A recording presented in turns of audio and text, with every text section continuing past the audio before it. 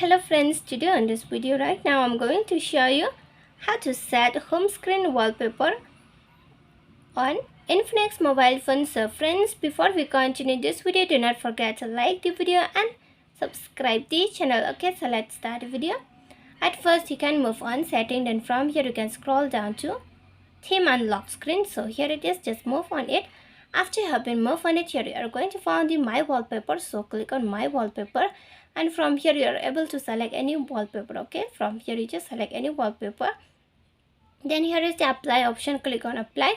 So here is the home screen wallpaper. If you want to set for the home screen, this is the home screen wallpaper, and if you want to set for the lock screen, this is the lock screen option, and this one is the for the both home and lock. Okay, so what you need to do is that to apply, you just need to click on any option. Okay, just click and this wallpaper will be applied successfully on your mobile phone. You just need to click here. Okay, so friends, if you love the video, do not forget to like the video, share the video and subscribe the channel, and thanks for watching.